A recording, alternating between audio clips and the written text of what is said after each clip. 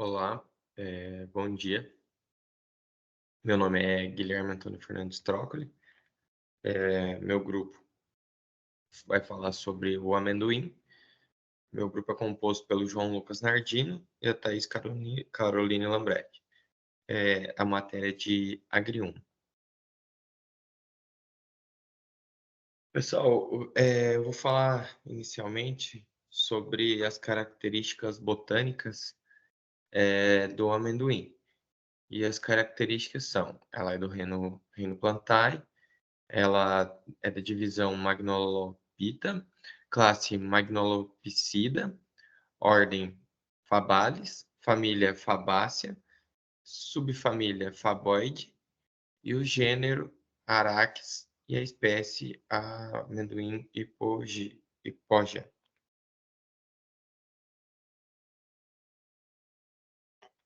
Isso aqui. Da morfologia, o que a gente pode falar um pouco sobre a morfologia do amendoim?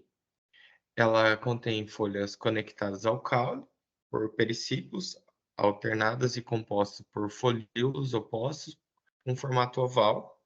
Ela tem um caule prostrado, próximo ao solo, onde emite ginóforos, se curvando para baixo, penetrando o solo onde se desenvolvem os frutos. Flores autógamas, amarelas e axilares, desenvolvendo-se nas extremidades dos ginóforos. O fruto é uma vagem subterrânea onde os amendoins se desenvolvem a partir dos óvulos fertilizados dentro da vagem. O sistema é um sistema radicular pivotante, com raízes primárias que se originam no caule principal e, posteriormente, as secundárias a partir destas.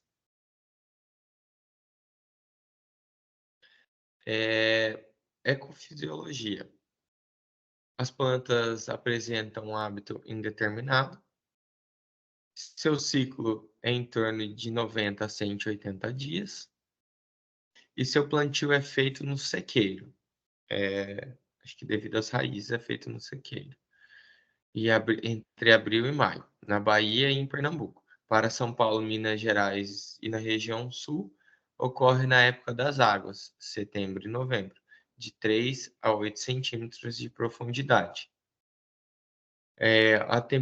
Temperaturas diurnas de 30 graus e noturnas de 20 a 25 graus. Isso no que é necessário, por quê? Por causa da amplitude térmica que vai oferecer para essa planta, que é um dia mais quente, mas com noites mais frias, assim, possibilitando melhor seu desenvolvimento. O fotoperíodo para o amendoim não é fator limitante, assim sendo considerado uma planta de dia neutro. Então, ela não é que ela precisa de 16 horas luz por dia. Não tolera solos encharcados, é melhor no seu ciclo completo de 450 a 700 milímetros no seu ciclo completo. É uma planta autógama, mas a polinização cruzada interfere positivamente na produção, fazendo assim a polinização cruzada entre as plantas. Pessoal, vou falar um pouco da importância econômica agora. Ela é uma cultura de grande importância econômica e social pelo valor nutricional de seus grãos e por ser uso intenso de alimentação humana e animal. As sementes contêm até 50% de óleo, o que as torna uma das mais importantes culturas oleaginosas do mundo. A gente consegue identificar mesmo fazendo em casa, para ver o tanto de gordura que tem no óleo dela, no óleo da semente de amendoim, é você fazendo a pasta de amendoim, que só batendo o amendoim você já consegue notar isso. Destaque principalmente na indústria alimentícia, produção de conservas, indústrias farmacêuticas, a característica auto-oleico, que significa a resistência do óleo à rancificação, maior vida na prateleira, então ela aguenta muito mais tempo. Cerca de 300 produtos diferentes são feitos a partir do amendoim. 60% do amendoim cultivado é transformado em manteiga de amendoim, como eu tinha falado antes. potencial como matéria-prima para a produção do biodiesel. Importância econômica ainda, a produção brasileira de amendoim saltou de 346 mil toneladas na safra 14-15 para uma estimativa de 746 mil toneladas no ciclo 21-22, um aumento de 115%, como apontam dados da Companhia Nacional de Abastecimento, CONAB. Maior produtor de amendoim do país, o estado de São Paulo é responsável por 92,8%. Pessoal, em São Paulo tem uma cidade também que aparece muito no mapa, contendo muito amendoim, que é a cidade de Tupã, no interior de São Paulo, perto de Marília. Eles têm uma empresa lá que trabalha com o amendoim e a exportação de amendoim. Então, essa cidade acabou crescendo bastante e se desenvolvendo bastante devido a essa empresa que investiu no amendoim e consegue fazer o intercâmbio aí desse amendoim, fazendo a exportação dele. 70% da produção é destinada ao mercado internacional, tendo nos países da União Europeia os principais compradores, com destaque Holanda, Polônia, Austrália e Itália. Geração de empregos. O amendoim é uma boa fonte de sustento para aumentar a renda familiar. No período das festas juninas, as vendas de produtos à base de amendoim aumentam consideravelmente e geram um aumento de até 40% no número de pessoas empregadas e dedicadas a esse período sazonal. Pessoal, então o que acontece? O amendoim tem um mercado consolidado, porém, ele se desenvolve não, ele cresce na época das festas juninas. Por quê? Porque é quando o pessoal vai consumir mais, vai utilizar mais e acaba fazendo os pratos típicos. Não quer dizer que ele só vai vender nessas épocas, ele já tem seu mercado consolidado. Uma coisa também acontece na indústria leiteira, que é quando no inverno, as margens de lucro e de venda do leite aumentam consideravelmente, porque no inverno o pessoal acaba tomando mais leite e no verão ele acaba diminuindo isso. Então, no caso, na época de festas juninas, ela consegue ter um aumento aí até de 40% de vendas e de trabalho também. Pessoal, a minha parte ficou por isso e obrigado. Olá, eu sou a Thais Lambert e dando continuidade então na apresentação do trabalho, eu vou estar falando um pouquinho mais sobre a importância econômica e como o Guilherme disse, o estado de São Paulo ele é o principal produtor, então concentrando mais de 90% da produção brasileira de amendoim. E sucessivamente então vai ocorrer um aumento significativo dessas áreas também. E em São Paulo então concentra mais de 20 mil hectares de aumento. E o amendoim ele tem grande importância econômica, principalmente na indústria alimentar, então. E o Brasil vai estar exportando cerca de 30% desse amendoim que é produzido aqui no nosso país, e o resto é para consumo próprio, né, no nosso Brasil. E essa leguminosa, então, ela é muito utilizada em São Paulo, também, principalmente na rotação da produção da cana-de-açúcar. Então, a cada 5 anos, esses canaviais eles precisam fazer a manutenção e ser renovados, então. Com isso, o cultivo do amendoim é feito para recuperação de solo por meio da FBN, que é a fixação biológica de nitrogênio, onde as terras elas vão ficar mais produtivas, né? Vão manter a sua produtividade e vão ficar mais férteis.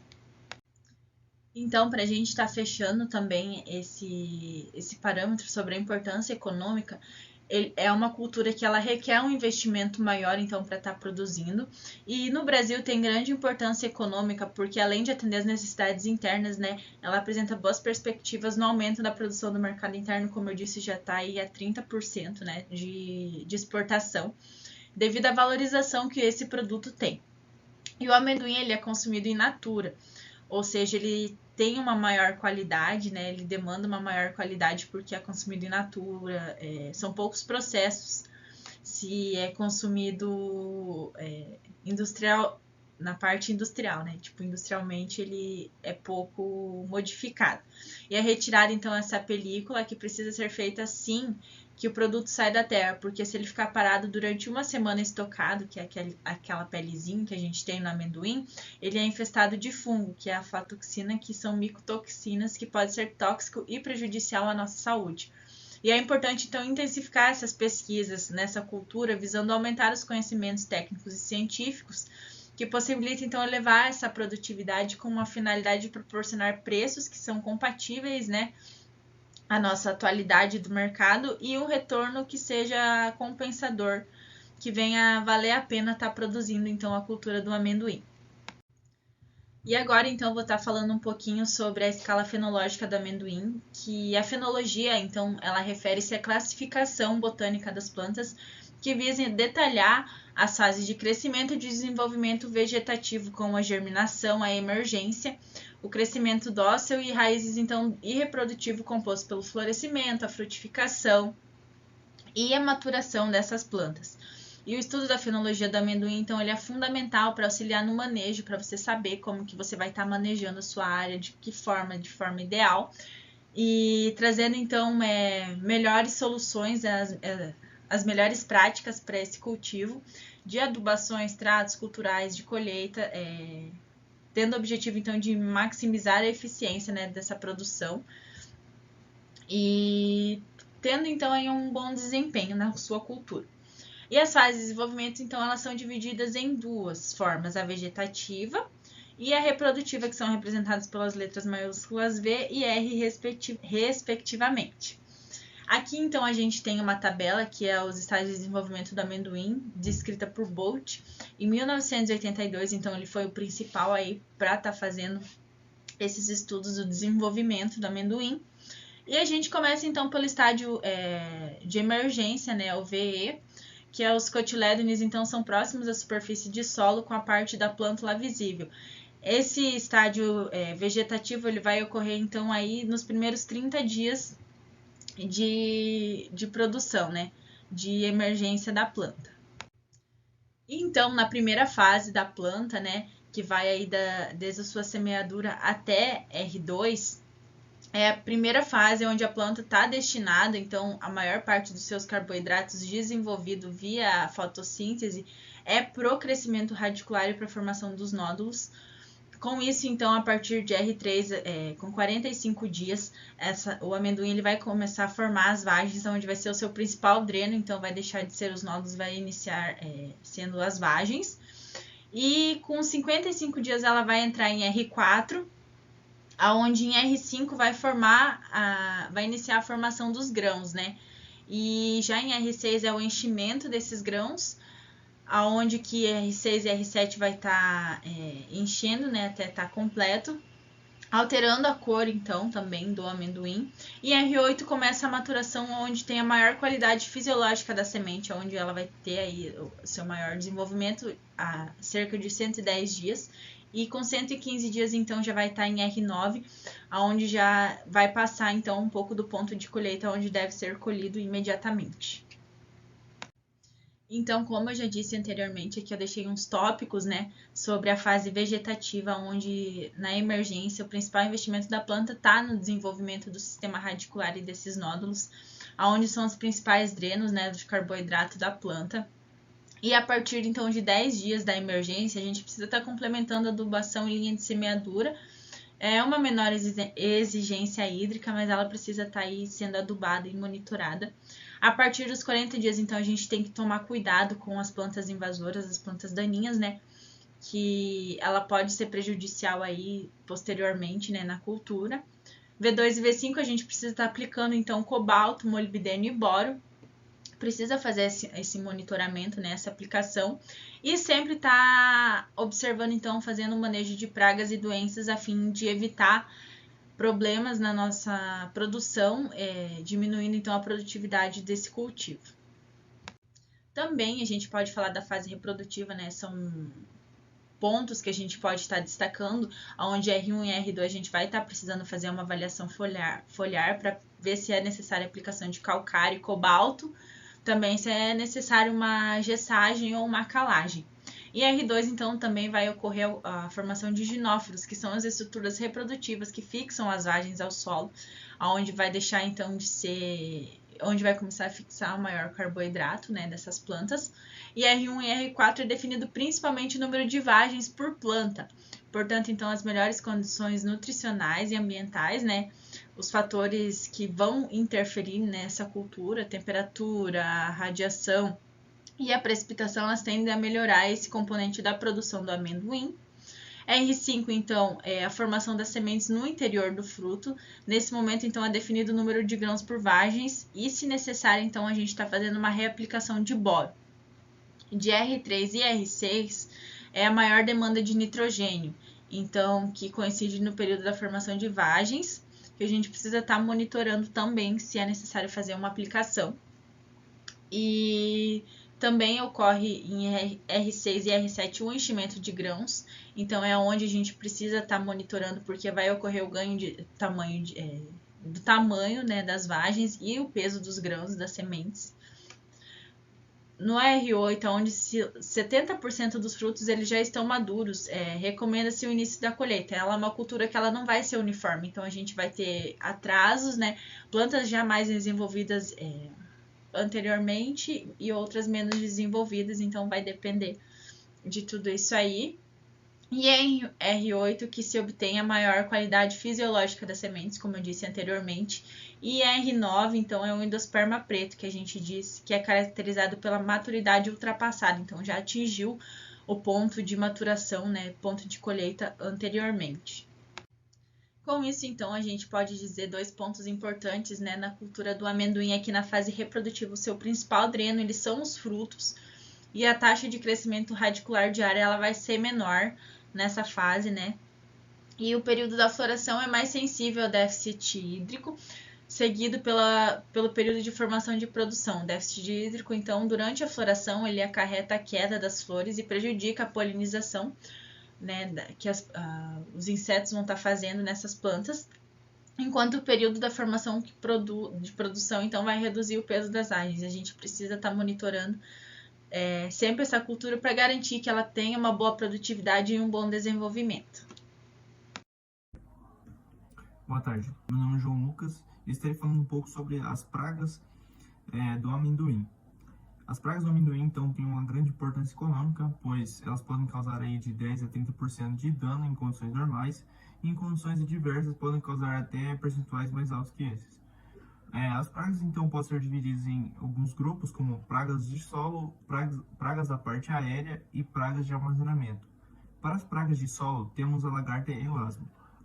A lagarta elasmo, então, quando são completamente desenvolvidas, elas podem atingir um tamanho até de 15 milímetros de comprimento, tendo uma cabeça pequena e de coloração marrom escuro. No seu período larval, então, elas se transformam em polpas próximo à base da planta ou nas proximidades do solo. A mariposa, então, pode medir de 15 a 25 milímetros de envergadura e as asas de coloração cinza. Os danos que essa lagarta pode causar são o secamento e morte de plantas novas devido a algumas galerias que abrem na região do colo da planta. O controle, então, pode ser feito preventivamente com tratamento de sementes com inseticida, especialmente o carbofuran. Para a lagarta rosca, então, a gente vê que os adultos da mariposa, elas com 35... Para a lagarta rosca, então, a gente vê que os adultos podem atingir 35 milímetros de envergadura, no caso das fêmeas. Suas asas anteriores, então, podem ser de coloração marrom, com algumas manchas pretas, e as posteriores semi-transparentes. As fêmeas, então, têm uma grande capacidade de postura, sendo que uma fêmea coloca aí, em média até 1000 ovos, e os ovos são de coloração branca. E as lagartas já são de coloração pardo acinzentada escura, podendo atingir até uns 45 milímetros no seu máximo desenvolvimento. Essas lagartas, então, têm um hábito noturno e durante o dia elas podem ficar enroladas no subsolo. A duração da fase larval é de 30 dias em média, os quais as lagartas, então, podem se transformar em pupa, permanecendo no solo nesse estágio por mais ou menos 15 dias, e quando emerge o adulto. Os danos, então, causados por essa lagarta podem variar de uma cor mais cinza escuro a verde escuro, e essas lagartas, então, vivem no solo, nas proximidades das plantas, e atacam quando novas, seccionando a base nas hastes da planta na região do colete. E seu controle, então, pode ser um controle biológico, utilizando microhimenópteras ou moscas com parasitismo em campo, aí podendo variar de 10 a 30%. E o controle químico, então, pode fazer uma utilização de iscas ou alguns inseticidas. Bom, o percevejo castanho, ele tanto nas suas formas adultas quanto jovens, ele tem um hábito subterrâneo, com o objetivo de ficar succionando a seiva das raízes. As formas jovens são de coloração então branca e os adultos têm uma coloração de marrom claro, medindo aí aproximadamente 8 milímetros de comprimento. O percevejo castanho então tem 2 gerações anuais, sendo encontrado no solo durante todo o ano. Tem predominância de adulto quando existe excedente hídrico e ovos e ninfas quando existe excedente de deficiência hídrica. Os adultos e ninfas eles ficam protegidos por uma câmara ovalada no inferior do solo, e o período de incubação é de aproximadamente uns 25 dias. A longevidade dos adultos está em torno aí de uns 180 dias, tendo que as fêmeas podem fazer uma ovoposição média de 90 dias. Aí nas épocas mais secas, a gente tem que eles se aprofundam-se no solo à procura de regiões úmidas, e durante a chuva eles retornam à superfície. Os danos causados então pelo percevejo marrom claro, eles causam enfraquecimento e morte de plantas, e quando os adultos de coloração castanha exalam um odor desagradável. O controle pode ser feito pelo método de controle mecânico, com enxadas rotativas e logo após o término da cultura, geralmente nas áreas infestadas, para contribuir à redução da população dessa praga. Outra praga também encontrada na cultura do amendoim, então, é o percevejo preto, que ocorre muito na região do estado de São Paulo, principalmente nos solos mais pobres, que foram ocupados anteriormente por pastagens. O percevejo marrom possui hábitos subterrâneos também, sendo que os adultos são de coloração preta, podendo medir aí até 7 milímetros de comprimento e tendo em suas formas jovens uma coloração meio esbranquiçada. As posturas são feitas no solo, com profundidades variáveis conforme a umidade. Podem aparecer então desde a primeira fase do desenvolvimento das plantas. Os danos então é bem similar ao outro percevejo. Eles atacam as raízes e vagens e afetam o desenvolvimento e a produção. O controle populacional dessa praga é o mesmo realizado para o percevejo castanho, o mesmo indicado. E agora, seguindo para as pragas de parte aérea, temos as trips. As trips então são insetos pequenos com corpo alongado e asas franjadas. Elas não ultrapassam de 2 milímetros de comprimento e suas formas jovens são amareladas. Os adultos então apresentam uma coloração mais escura. Eles vivem abrigados nos folíolos fechados e seu objetivo é ficar raspando e sugando a seiva que exuda. São ovíparos e as fêmeas colocam ovos no interior do tecido das folhas, sendo que o ciclo completado chega até 13 dias. Os danos que as trips causam variam de acordo com as espécies. A espécie encontrada nos ponteiros é a flavens, ela é responsável pelas estrias e deformações dos folíolos, que acarreta grandes prejuízos em termos de produção para a cultura.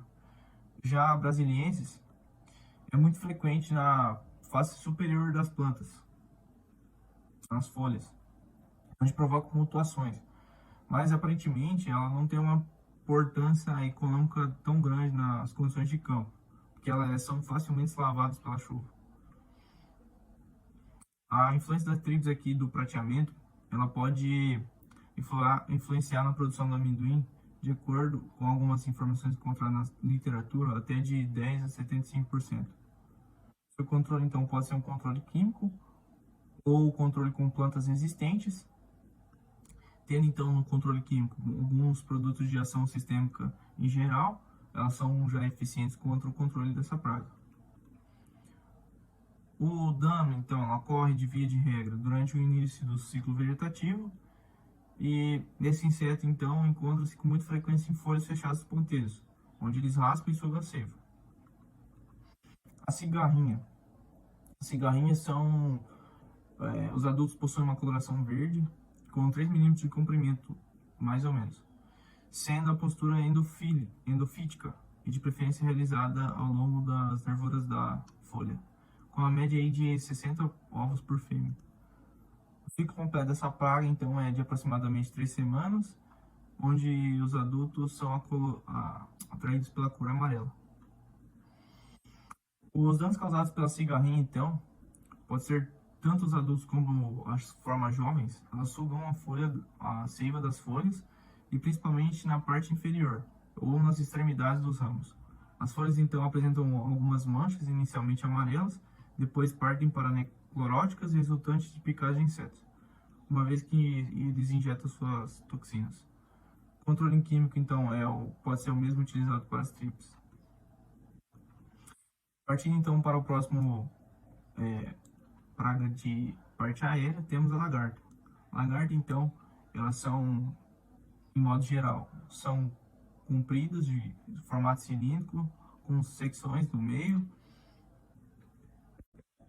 Sobre as lagartas então, a gente vê que as lagartas têm um hábito muito parecido. Geralmente elas atacam as folhas, tendo um apetite muito voraz, consumindo grande parte aérea, fazendo que tendo grandes perdas significativas para as culturas do amendoim. A lagarta então ela pode ser controlada, algumas espécies facilmente, outras nem tanto, mas geralmente são utilizados produtos biológicos ou produtos químicos, e também alguns métodos de controle, como no caso do MIP, que ajuda a manejar, visualizar e saber a época de aplicação melhor dos inseticidas, para ter uma eficiência maior no controle de campo. E partindo para as pragas de armazenamento, temos a traça. A traça então ela tem um tamanho um pouco maior que alguns outros insetos já vistos antes. Ela possui 19 mm de envergadura, tendo 9 mm de comprimento e apresentam. Partindo então para as pragas de armazenagem, temos as traças. As traças então os adultos podem medir aí até cerca de 19 mm de envergadura e 9 mm de comprimento, apresentam de coloração cinza nas asas inferiores e anteriores do corpo. Existem também bem acentuado dimorfismo sexual. A fêmea apresenta pálpos labiais retos, distinguindo-se facilmente do resto da cabeça. E já os machos, esses pálpos são curtos. Eles também possuem curvas, distinguem-se com muita dificuldade. O abdômen da fêmea é bem mais volumoso. Os adultos então apresentam hábitos noturnos e são mal voadores. Os ovos são elípticos e de cor branca pérola, e são colocados em pequenos grupos ou dispersos sobre produto na parede dos depósitos. A lagarta então ela é cilíndrica, de coloração branco sujo, com cabeça, escudo torácico e o último segmento abdominal castanho. Falando então um pouco sobre as doenças do amendoim, temos aqui a ferrugem. Que a ferrugem então tem como principal causador a Poussinia arachides, que é um fungo específico do amendoim e não afeta outras culturas. Os sintomas que essa ferrugem pode causar geralmente aparecem nas folhas pequenas, como pequenas manchas e de cor amarela e laranja. Com o tempo então essa coloração evolui, essas manchas podem se expandir e se tornar pústulas de cor alaranjada e marrom, que contém alguns esporos do fungo. À medida que a infecção então avança, as folhas podem ficar amareladas, secar e cair prematuramente, comprometendo então o desenvolvimento e a produção das plantas. Alguns fatores que ajudam na propagação são que a ferrugem, principalmente, ela se propaga através de esporos, que são dispersos pelo vento. E isso é favorecido com condições de umidade alta e temperaturas moderadas. O impacto na produção do amendoim é que pode causar grandes perdas significativas na produção, porque ela reduz a qualidade e a quantidade do grão. Em casos muito graves, a infecção pode levar então à desfolha prematura das plantas, comprometendo muito na produção. O controle da ferrugem envolve uma abordagem integrada de práticas culturais, como a rotação de cultura e manejo adequado da irrigação para reduzir a umidade foliar. Também pode-se utilizar algumas variedades resistentes ou tolerantes à ferrugem e aplicação também de fungicidas quando necessários, que são uma estratégia importante para o controle da doença. Falando então também sobre a mancha preta e a mancha castanha, elas são doenças fúngicas que também afetam o desenvolvimento e o cultivo do amendoim. O que causa a mancha preta então é pelo fungo Cercosporidium, e o da mancha castanha também é uma cercóspora, só que de um gênero diferente. Ambos os fungos são específicos do amendoim, e os dois podem causar dano significativo às plantas. Seus sintomas então são a mancha preta e a mancha castanha, são sintomas semelhantes, que inicialmente são pequenas manchas escuras, ou castanhas, que aparecem nas folhas, que gradualmente se expandem e se tornam necróticas. As manchas também podem se fundir, causando a descoloração e morte das folhas. Em alguns estágios avançados da infecção, as lesões também podem se desenvolver nos pecíolos, hastes das plantas, comprometendo ainda mais o crescimento e desenvolvimento da cultura. Os fatores de propagação dessas doenças são os esporos causadores das manchas pretas e castanhas, que são também dispersos pelo vento e pela água. E em condições de alta umidade e temperatura também favorecem o desenvolvimento dessa doença. O impacto então dessa doença na produção é que elas podem fazer perdas significativas também na produção do amendoim, que reduz a qualidade dos grãos e frutos, e também reduz a produção de matéria seca, que afeta o rendimento final da cultura. O controle dessa mancha, então, pode ser feita em uma combinação de práticas culturais e uso de fungicidas. A rotação de cultura também é uma alternativa muito boa para o manejo, e o manejo adequado da irrigação também reduz a umidade foliar, como dito antes, que pode ajudar também a controlar essas manchas foliares no amendoim.